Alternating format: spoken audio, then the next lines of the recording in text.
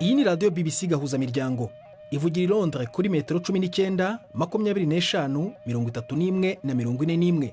Ivugira ku mirongo ya FM mu karere k'ibiyaga bigari no kuri interineti kuri bbcgahuza.com.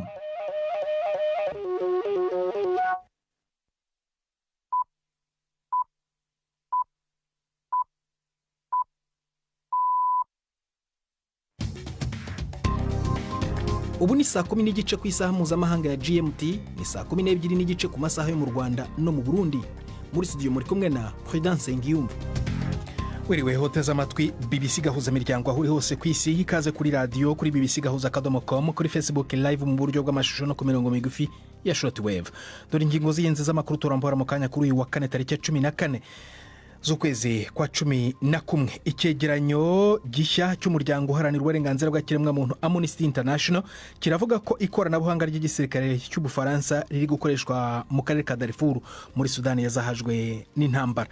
Komisiyo y'uburenganzira bw'ikiremwamuntu muri Afurika y'Epfo iravuga ko izakora iperereza kuri polisi kubera ibikorwa byo guhatira abakora mu birombe by'amabuye y'agaciro kuva munsi y'ubutaka ku ngufu ndetse no kubima ibyo kurya n'amazi. Hari n'ikinamico runana nk'uko bisanzwe buri wa kane muri aya makuru ayobowe na Nini Iradukunda.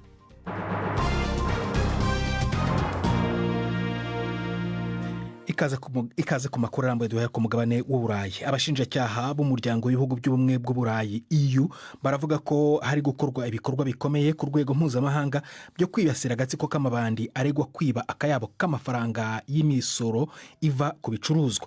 Hakozwe ibikorwa mu bihugu birimo Ubutaliyani aho abantu benshi batawe muri yombi. Abategetsi bafashe imitungo ibarirwa mu gaciro ka miliyoni 500 z'amadolari, banafatiriye kandi amakonti ya banki n'inyubako, ubwato n'amamodoka ashashagirana bihenze. Biravugwa ko amatsinda y'amabandi akora mu buryo buteguwe yohereje fagitire z'abaringa zibarirwa mu gaciro k'amafaranga arenga miliyari y'amadolari ku bicuruzwa by'ikoranabuhanga mu rwego rwo gusaba ko basubizwa amahoro kandi batigeze bishyura. Abashakashatsi baravuga ko habaye izamuka ry'uburwayi bwa diyabete ku isi kuva mu mwaka w'1990. Uburwayi mu bantu bakuru bwikubye kabiri kuva kuri 7% kugeza kuri 14%. Ubu hari abantu bagera kuri miliyoni 700 ku isi bafite uburwayi bwa diyabete yo mu bwoko bwa mbere cyangwa ubwa kabiri, izamuka ryikubye 4. Ubwiyongere bwinshi bwagaragaye mu bihugu biri mu nzira y'amajyambere aho ubuvuzi bw'indwara bushobora kugorana. Abakoze ubu bushakashatsi kandi bavuga ko kurya nabi biri mu byambere bitera diyabete mu bantu bakuru. Komisiyo y'uburenganzira bw'ikiremwamuntu muri Afurika y'Epfo iravuga ko izakora iperereza kuri polisi kubera ibikorwa byo guhatira abakora mu birombe by'amabuye y'agaciro ku buryo butemewe n'amategeko kuva munsi y'ubutaka ku ngufu ndetse no kuyima ibiryo n'amazi. Aba bacukuzi b'amabuye y'agaciro bazwi nka Zamazamas bari munsi y'ikirombe kuva mu kwezi kwa 10 kandi banze kuvugana n'abategetsi batinya ko batabwa muri yombi. Igipolisi n'igisirikare bimaze igihe bigenzura ibirombe muri Afurika y'Epfo mu rwego rwo gukumira ubucukuzi butemewe n'amategeko. Bivugwa ko buri gisa amadolari abarirwa muri za miliyoni mu misoro itishyurwa. Nkuriya no Musamasego uri Johannesburg muragezweho na Yvette Kabatesi. Akanama k'uburenganzira bwa muntu kemeza ko hari impungenge z'uko ibikorwa bya guverinoma bigamije kurwanya icukura ry'amabuye y'agaciro ritemewe bishobora kugira ingaruka ku burenganzira bwo kubaho. Ibyo byabaye nyuma yaho abayobozi bafungiye inzira zinyuramwo ibiribwa n'amazi bigemurirwa abakora muri ibyo birombe bazwi muri ako gace ku izina rya Zamazama. Iryo tsinda rigizwe hanini n'abakozi birukanywe ndetse n'abimukira badafite ibyangombwa batinya kugaruka ku butaka kuko bashobora gutabwa muri yombi. Guverinoma ivuga ko imfashanyo itazohererezwa rwihishwa ku bakekwaho ibyaha bari munsi y'ubutaka muri ibyo birombe, nubwo hari amakuru atashoboye kugenzurwa avuga ko harimo abapfuye n'abarwaye. Tujye muri Uganda aho urukiko rwahamije umugabo w'imyaka 21 icyaha cyo gukwirakwiza urwango nyuma yo gukoresha urubuga nkoranyambaga rwa TikTok, asaba ko Perezida Yoweri Museveni akubitirwa mu ruhame. Emmanuel Nabugodi yari yemeye icyaha kandi yagumijwe muri gereza mbi cyane irinzwe ku buryo bukomeye kugeza ku wa mbere w'icyumweru gitaha igihe azaba ari gusomerwa igihano. Biravugwa ko abashinjacyaha bari gusaba ko afungwa imyaka 7. Nabugodi ni umuntu wa kane ukoresha TikTok ujyanywe mu rukiko mu minsi 2 gusa ku birego byo gutuka Perezida Museveni cyangwa abakorana nawe. inteko ishinga amategeko muri New Zealand yahagaritswe by'igihe gito kuri uyu wa kane nyuma y'uko imbyino yo mu bwoko bwa haka y'aba Maori yaburijemo ibikorwa byo gutora itegeko ryateye impagarara n'imyigaragambyo muri New Zealand. Iri tegeko rirashaka ko haba impinduka ku masezerano ari hagati ya guverinoma ya New Zealand n'aba Maori, ariko ryanenzwe bikomeye mu gihugu nk'uko umunyamakuru wa BBC Katie Watson abisobanura muri iyi nkuru mugezwaho na Jean Claude Mwambutsa. Ni igihugu cyakunze gufatwa nk'ikiyoboye isi ku bijyanye no guteza imbere uburenganzira bw'abasangwabutaka, ariko ku butegetsi bwa guverinoma ihuriho ya Christopher Luxon hari abafite icyoba cy'uko uburenganzira buri mu kaga. Umushinga mushya w'itegeko watanzwe n'ihuriro rito ry'amashyaka bikorana usaba ko New Zealand yakuraho amategeko agenga imibanire y'ubwami bw'Ubwongereza n'ubwoko bw'abamahori. Abazanye umushinga bavuga ko igihugu cyacitsemo ibice bishingiye ku moko, naho abo bahanganye bo bakavuga ko iri tegeko rizagabanya uburenganzira bw'abamahori. Mu gihe byitezwe ko uyu mushinga w'itegeko utazatambuka, icyo wakoze ni uguhuza ibihumbi by'abantu barakajwe n'uburyo politiki iyobowe mu gihugu bakomeje kwiyerekana mu gifatwa nk'imyigaragambyo isanzwe. Mu cyumweru gitaha bwo hateganijwe imyigaragambyo ikaze izahuza abantu bavuye imihanda yose muri New Zealand. Polisi muri Brazil yatahuye ibindi bintu biturika ku murambo w'umugabo wishwe igihe yaturikirizaga bombe hanze y'inyubako y'urukiko rw'ikirenga ejo hashize nimugoroba. Ababibonye baranavuga ko kandi hari ibindi byaturikiye mu modoka iri mu rusisiro rurimo inyubako z'urukiko. Abari mu rukiko byabaye ngombwa ko bakurwamo. Guverineri wungirije w'umujyi wa Brasilia yavuze ko uwo mugabo yagerageje kwinjira mu rukiko afite ibyo bintu biturika ariko agahagarikwa. Yatahuwe nka Francisco Wanderere Luiz wigeze kwiyamamariza no kuba mu mwanya w'ubuyobozi ku rwego rw'akarere mu ishyaka ry'uwahoze ari perezida Jair Bolsonaro. BBC gahuza miryango tugeze ku isa 10:36 ni saa 12:36 mu Rwanda no mu Burundi. Mu kanya turakomeza amakuru arambuye nyuma y'akaruko gato cyane k'amasegonda 5. Dusubire ku mugabane wa Afurika aho icyegeranyo gishya cy'umuryango uharanira uburenganzira bwa kiremwamuntu Amnesty International kivuga ko ikoranabuhanga ry'igisirikare cy'Ubufaransa riri gukoreshwa mu karere ka Darfur muri Sudani yazahajwe bikomeye n'intambara, kabone n'ubwo Sudani yakomatanyirijwe n'umuryango w'abibumbye mu rwego rwo kugura intwaro.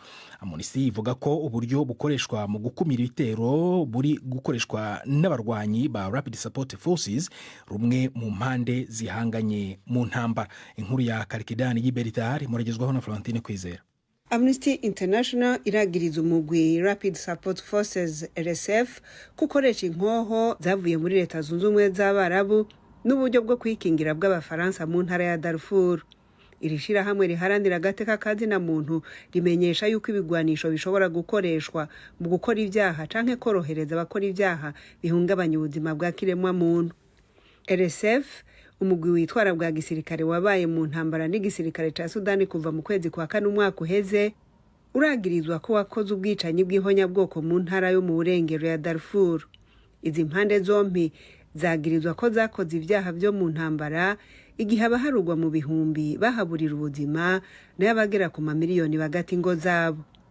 Bikekwa yuko ibigwanisho birungikwa ku bwinshi muri Sudan byatumye injyane zongerekana.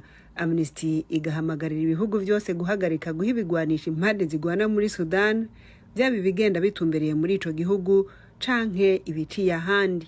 Abategetsi b'Ubufaransa ntibishuye kuri ivyo vyagiriji, mu gihe Leta Zunze Ubumwe z'Abarabu zo zigeze guhakana mbere yuko ziha ibigwanisho RSF. Urwego rushinzwe ubuzima mu muryango w'ubumwe bw'ibihugu bya Afurika ruravuga ko rwemeje ipima ry'indwara y'ubushita bw'inkende cyangwa mpox ryakorewe muri Maroc, ruvuga ko byerekana ukwigira mu rwego rw'ubuzima ku mugabane wa Afurika. Uru rwego rwasobanuye iri gerageza ryo gupima indwara ko rikora neza kandi ryihuse mu kuvumbura iyi ndwara mu maraso no mu macandwe. Mu kwezi gushize kwa 10 ishami rya Loni rishinzwe ubuzima OMS ryemeje ipima ku buryo bw'igitaraganya kuri mpox. Ikigo cy'ubushakashatsi kandi cya Kenya nacyo kiravuga ko kifatanyije n'uruganda rukora imiti muri Leta Zunze Ubumwe za Amerika mu gukora no gusuzuma urukingo rumwe rutangwa ku ndwara ya mpox. mbere yo kujya mu runana tugaruke ku nkuru y'umunyarwandakazi Florette utwizihize umukobwa w'imyaka 23 wiyeguriye ibikorwa by'ubugiraneza. Uyu mukobwa yashinze umuryango ufasha yisigira neza wigendera, afasha abana babarirwa muri mirongo bahoze mu mihanda n'abandi bo mu miryango ikennye. Ni inkuru yakozwe na Jean Claude Mwambutsa, tubasubiriramo.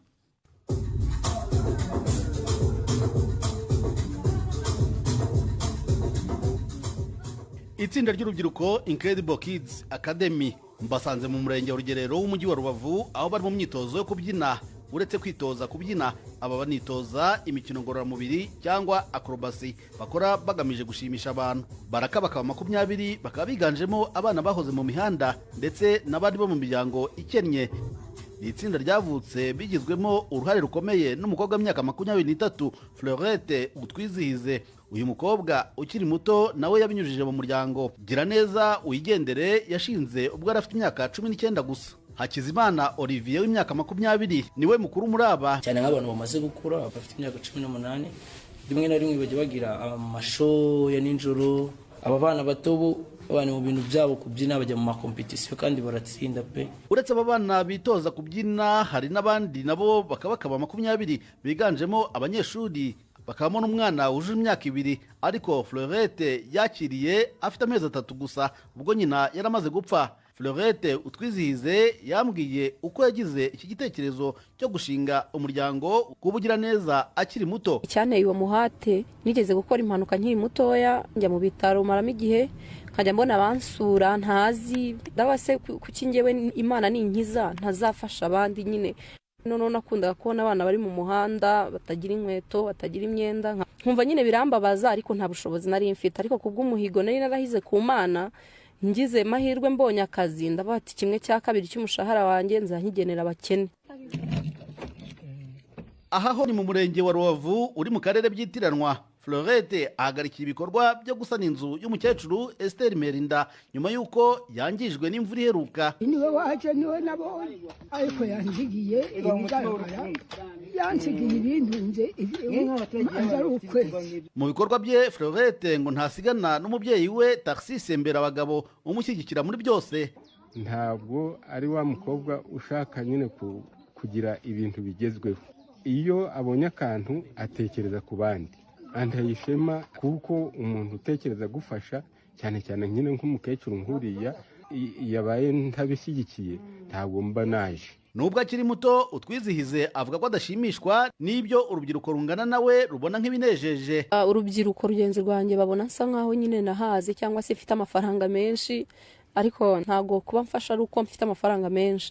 Baravuga ngo n'ufasha yafashwa. Ndi umukobwa ukeneye gufashwa, gusa neza, kugira ibintu byinshi nyine abakobwa bose bakenera bari mu myaka yanjye, ariko ibyo byose ni ukwigomwa. Uyu mukobwa avuga ko atabangamiwe no kuba ari umukobwa, ndetse ko nta n'icyo abona abasore bakora watashobora. Uretse uruhusa rwo gutwara imodoka ntoya, uyu mukobwa yanize anamenya gutwara bya bimodoka bikururana.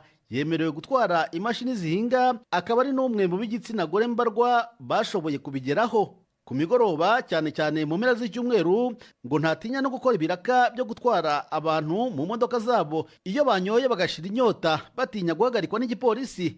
Ibi byose ngo akaba bikora ashakisha amikoro yo gufasha abakene. Jean Claude Mwambutsa, BBC Gahuza Miryango, mu karere ka Rubavu. Aho i Rubavu ndetse no mu Rwanda hose kimwe no mu Burundi ni saa 9:17, muri zo za BBC ni saa 10:43. Umwanya w'ikinamico urunana.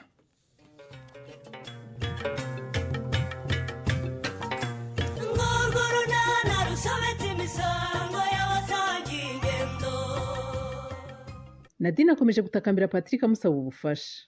Hagati aho duheruka murebwa yari yarwariye muri koperative. Ubusamerewe ati n'urunana. Mana yanjye we, ibi bibaye noneho ni ibiki Imana ishobora byose. Ye ni ibiki kugarutse kuboga ukanywa nkamba ufite n'agahinda kenshi rwose bigenze biti. Hoya busho ni incamugongo wa mugabo. Ye amafaranga rugiye guhahisha se bari yakwibye. Ntabwo ari ibyo yewe, ariko ubundi wowe iyo nkuru mbi ntabwo yakugezeho. Ngo inkuru mbi habaye iki? Ngo murebwa yire bishobora kuba byara ngo iki? ngo iki murebwayire yewe murebwayire bigenze bite koko bigenze gute se aha ubuzima bwe bushobora kuba bwarangiye ubu se murebwayire yarapfuye koko simbizi neza uko bimeze ariko amakuru arabyemeza ariko Kankwa ibyo uvuga ntibyumvikana rwose ayo makuru si uyakuye mbyumvanye abantu hariya ku gasantire yewe ariko se ko yari muzima rwose ubwo abaye iki ni impanuka se oya si impanuka ahubwo bari kuvuga ngo ko ari sori nawe wamuroze ngo ejo yamurogeye aho bari bagiye gukorera muri koperative ye ariko ibyo birashoboka ngo ni sori n'umuhitanye rwose ariko se ko bitasobanutse murebwayire yapfuye cyangwa ararwaye ahubwo ararembye nyine nanjye nuko mbyumvise hariya ku gasantire ntibisobanutse neza bamwe baravuga ngo byarangiye abandi bakavuga ngo aracyarimo akuka kahada uze turafata iki tureka iki ariko sinari nzi ko sori nari umugome bigeze hariya we kuko akiyemeza kwica umuntu nanjye ubwo birantangaje niba ari we ubikoze rwose yaba ari umugome none se Kankwa ntiwibuka ko Ruremesha na murebwayire bari basabye imbabazi rwose kwa Atanazi yewe banatanze n'inzoga biyunze rwose batanze inzoga y'ikiro yego da ko bari basabanye imbabazi rwose tubona ko biyunze ni gute sori narahindukiye agakora ibintu nk'ibyo koko agakora ibara ibyo ni biki nakumira gusa ntabwo uko byagiye urabizi ngiye kubikurikirana neza rwose ndakubwira uko bimeze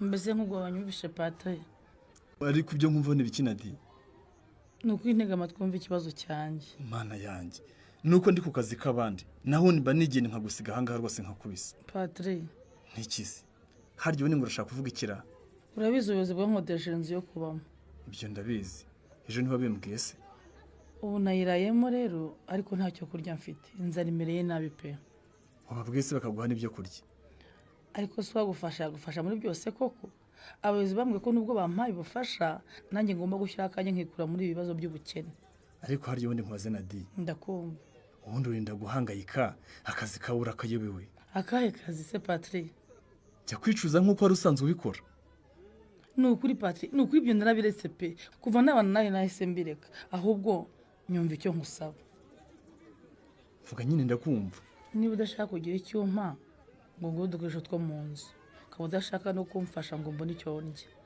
basi reka nkwisabira ikintu kimwe upfa kudakomeza kumpatereza ngo ningufashe oya ahubwo ndagira ngo ngingiranye si yongera nkihe akazi muri ino salo de coiffure rero najya mbona ikintunga none se ubwo yesama rero kugira ngo wongere ungarukire mu buzima Nadi ariko patri wambabariye koko umva ndabizi ko urimo gukora ibishoboka byose kugira ngo nyine ungarukire mu buzima bwanjye ntabwo ari ibyo nshaka ariko ubundi se nagushyiraho ibyo udashaka bigakunda umva kandi ubyumva ubyiteho ntabwo niteguye kurongora noneho by'umwihariko sinyeneye umugore nkawe Nadi ariko mana yanjye ubu ndazira iki koko umva genda wirwaneho wowe ubwawe ureke kunshyira mu bibazo byawe cyakora sha ibintu uri kunkorera byihorere gusa uzangira utese umva ubu nindamuka ngiye kubyara ntuzitege ko uzabona n'umwana wawe ntwite mva naho iterabwoba se nyine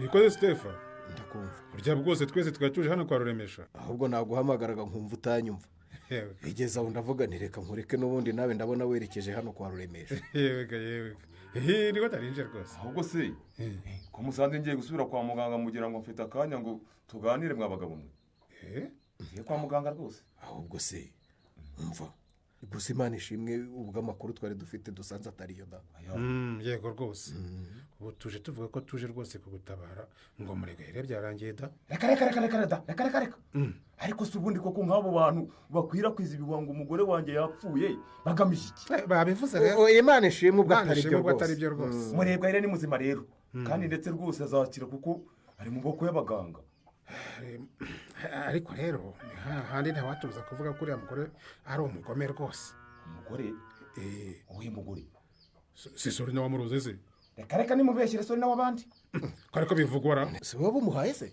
biravugwa rwose ko rero wamuroze ngo bari muri koperative ariko abantu babaye bate koko ubwo se baramugerekaho kuroga umugore wanjye bahereye ku kikoko none se ntabwo ari we wabikoze reka sore nawe abandi rwose ararengana da ararengana. none se ko bari kuvuga ko Murebwayire rwose bamusanzemo uburozi ubwo yabukuye hehe? Umva ukuri ni uko nguko rwose bamusanzemo amarozi ariko nta muntu uwo ari we wese wamuhaye.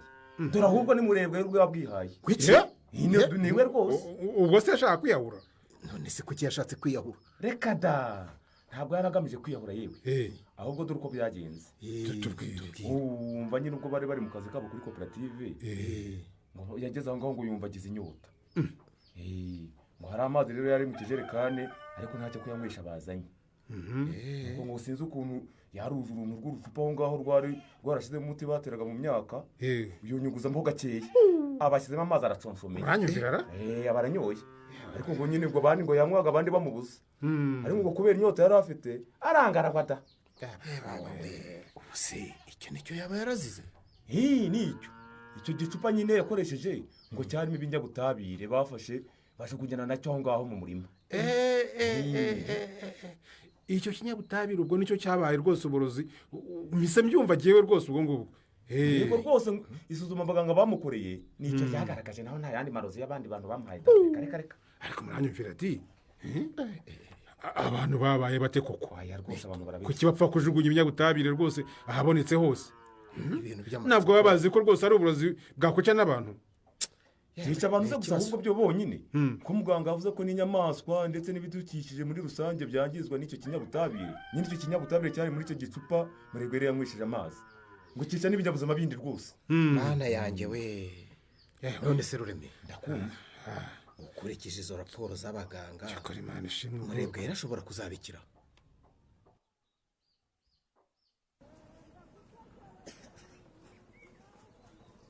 cyakora Reya karame birantangaje pe.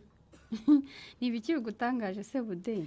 Numvaga ko nyuma yo kuvugana nabi cyajya utazongera no kumvugisha. Reka sha njyewe Reya si uko nteye. Aha siniyumvisha ukuntu buwemeye kuba urimo kugendana nanjye mu nzira dutaha. Njye sinjya marana igihe uburakari pe.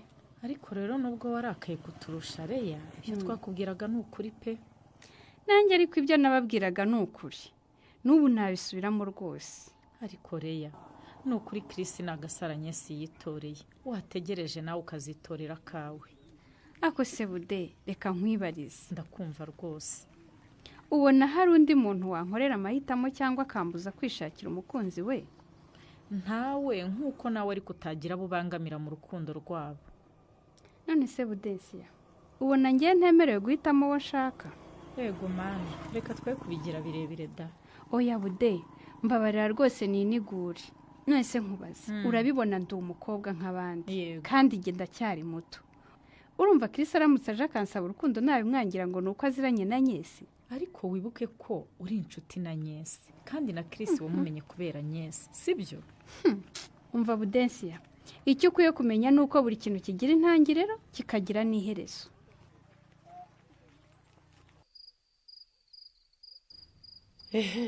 urabona se atari ahantu heza mujye? ahubwo numiwe iyi nzu ni nziza rwose. ahubwo se we umuntu ari kuzapfa mbaye mu nzu nkiza nk'iyi ngiyi? ni ukuri Imana ishimwe pe. ubwo wabonye burambika umusaya na di. ahubwo mukomeze kunshimira ubuyobozi bwita ku batishoboye pe. gusa rero babaye bayinkodesheje ngo mbe nshaka uko nyuma yaho nzirwanaho banze bitazarenza amezi 3 niko bambwiye. nta kibazo sha. ahubwo se we karabe mujye ubu noneho kubonye burambika umusaya igikurikiraho ni iki? yewe ni ukuri ko nirwanaho nyine.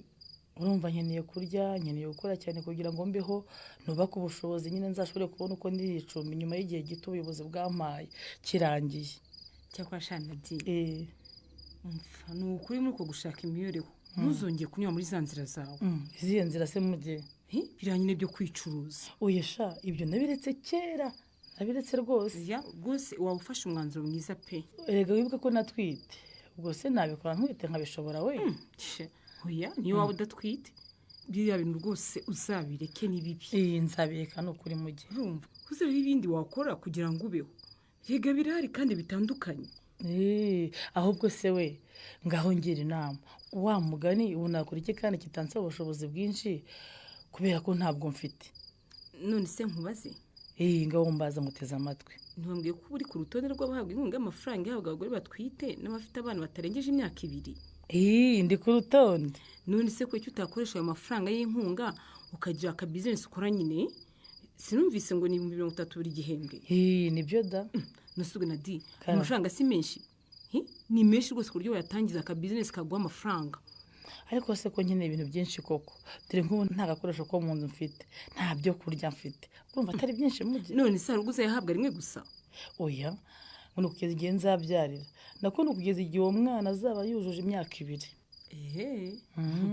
erega uretse n'ibyo numvise ko abahabwa bene iyo nkunga bakangurwa gukora kugira ngo nabo bavaho bari biteza imbere niko batubwiye ndaro Nadi hose yakoresha mu kwiteza imbere muri gise nyine ko icyo nakubajije none se Nadi ahantu ni wajya uhacururiza nk'icyayi abantu bakajya baza bakanywa bakaguha amafaranga ariko uzi ko ari byo we kandi umva nzi no gukora amandazi najya ncuruza icyayi n'amandazi urumva rero ko bishoboka ngaho kora rero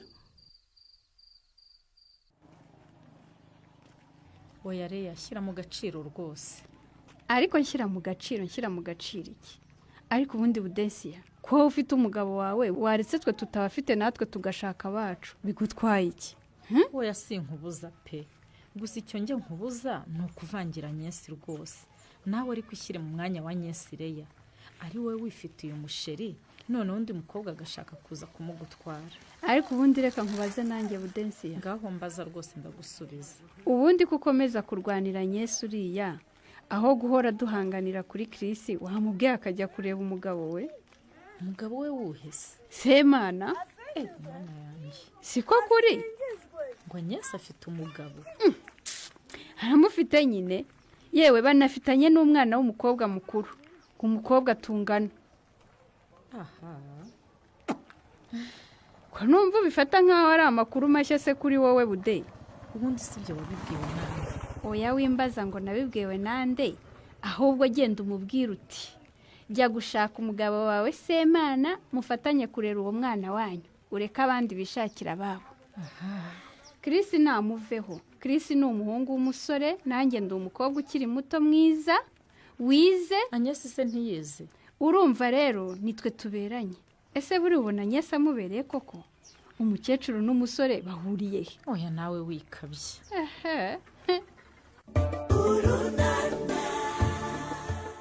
rero iyo wamara amashinga agomba kwegukana Chris azabigeraho ntuzacikwe n'ikiganiro Urunana cy'ubutaha ikinamico Urunana mwitegurirwa n'umuryango Urunana Development Communication mukayikurikira kuri radio BBC kuwa 2 no kuwa 4 saa 12:45 z'umugoroba ikinamico Urunana kandi mwayikurikira kuri YouTube kuyigeraho andika ijambo ikinamico Urunana official maze utange n'ibitekerezo uramutse ufite ikibazo cyangwa igitekerezo kandi wifuza kutugezaho watwereza ubutumwa bugufi bwanditse kuri telefone igendanwa 0783181064 mushobora kandi kunyuza ubutumwa kuri page yacu ya Facebook kwigeraho no kwandika ijambo Urunana tubibutse ko tubagezaho ikiganiro gikuyemo ibice by'Urunana twumvise mu cyumweru icyo kiganiro tukibagezaho ku cyumweru saa 9:30 za mu gitondo na saa 11 z'umugoroba kuri BBC dusubikiye ikiganiro Urunana cy'uyu munsi naho butaha